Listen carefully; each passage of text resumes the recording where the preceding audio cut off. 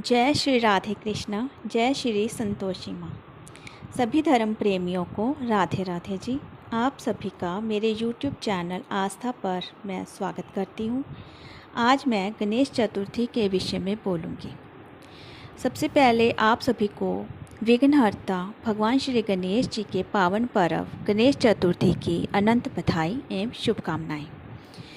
गणेश चतुर्थी एक महत्वपूर्ण हिंदू त्यौहार है जिसे पूरे देश में बड़े उत्साह और भक्ति के साथ मनाया जाता है। शास्त्रों के अनुसार चतुर्थी या भाद्र माह के शुक्ल पक्ष के चौथे दिन भगवान श्री गणेश का जन्म हुआ था। भगवान गणेश जी को ज्ञान और बुद्धि के देवता के रूप में पूजा की जाती है। हर शुभ कार्य की शुरुआत से पहले गणेश जी की पूजा की जाती है।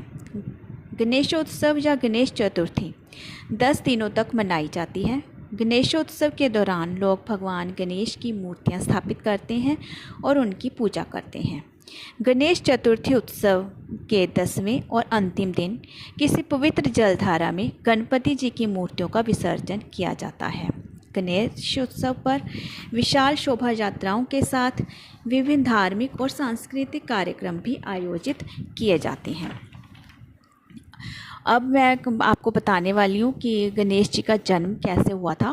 तो भगवान गणेश जी का जन्म भाद्रपद के शुक्ल पक्ष की चतुर्थी तिथि के दिन मध्यकाल में हुआ था। मध्याह्न काल में हुआ था। एक मान्यता के अनुसार माता पार्वती द्वारा पुष्यक व्रत के फलस्वरूप गणेश जी का जन्म हुआ था। बाद के पुराणों में उनके जन्म के संबंध में कहा गया है कि माता ने अपनी सखी जया और विजया के कहने पर एक गण की उत्पत्ति की थी और अपने मैल से की थी।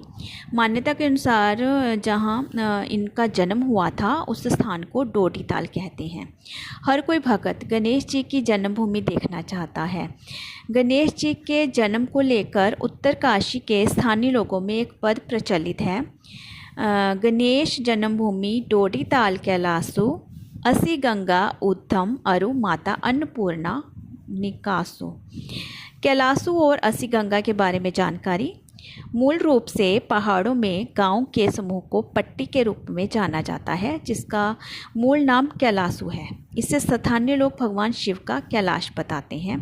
कैलासु क्षेत्र असी गंगा नदी के घाटी के 7 पहाड़ी गांव से मिलकर बना है।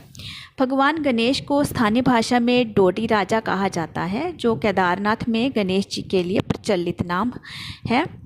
और मान्यता के अनुसार डोडीताल क्षेत्र मध्य कैलाश में आता था और डोडीताल गणेश जी की माता पार्वती का स्नान स्थल था। यहीं पर गणेश जी का जन्म हुआ था।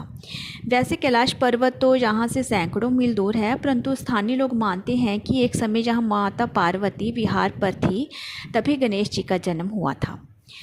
अब इनके जन्म स्थान के बारे में है कि उत्तरकाशी जिले के डोडीताल को गणेश जी का जन्म स्थान माना जाता है। यहाँ पर माता अन्नपूर्णा का प्राचीन मंदिर है जहाँ गणेश जी अपनी माता के साथ विराजमान हैं।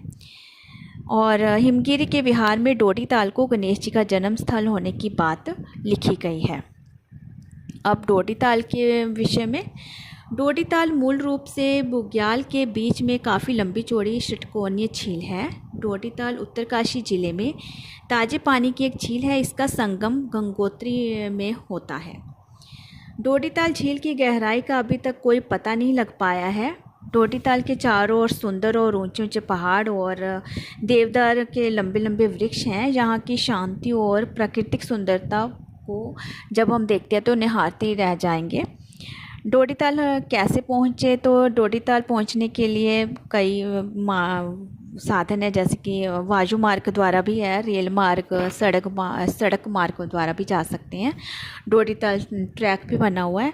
सबसे पहले वायु मार्ग है। यहाँ का सबसे करीबी एयरपोर्ट देहरादून में है जो उत्तरकाशी के करीब 200 किलोमीटर दूर है। देहरादून से उत्तरकाशी तक टैक्सी तथा बस से जा सकते हैं। और उसके बाद आता है रेल मार्ग। हरिद्वार, देहरादून और ऋषिकेश सभी जगह पर रेलवे स्टेशन है। उत्तरकाशी से 165 किलोमीटर दूर निकटतम रेलवे स्टेशन ऋषिकेश है। ऋषिकेश से उत्तरकाशी हम बस या टैक्सी द्वारा जा सकते हैं। फिर आता है सड़क मार्ग। तो राज्य परिवहन की बसें उत्तरकाशी और ऋषिकेश के बीच नियमित रूप से चलती हैं।